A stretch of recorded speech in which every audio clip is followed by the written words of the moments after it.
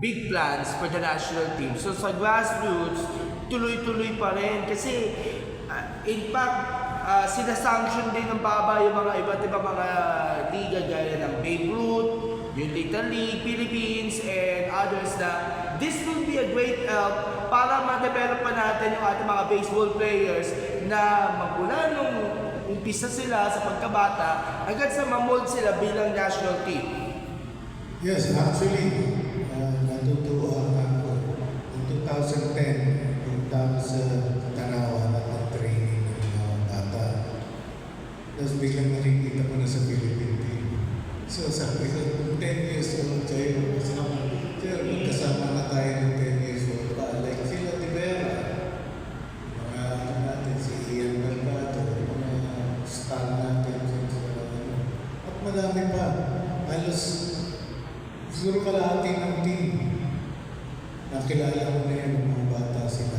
So talagang very important yung youth baseball or yung grassroots sa programa ng lahat.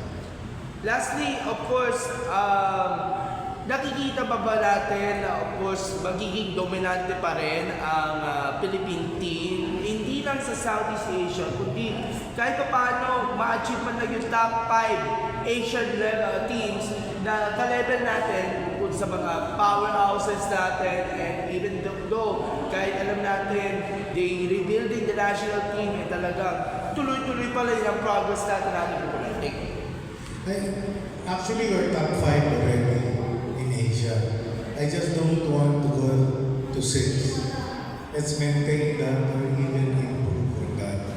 So that is our goal. And but our ultimate goal this year or maybe early next year, be at least competitive in the top 3.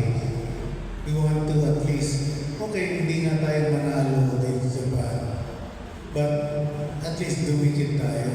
Actually, dumidikit na tayo. Dati, 10-0 ang labanan sa Japan. May-score na tayo. At saka hindi na tayo na mercy rule. Yung mercy rule kasi pagkatapos ng 10 runs, wala na.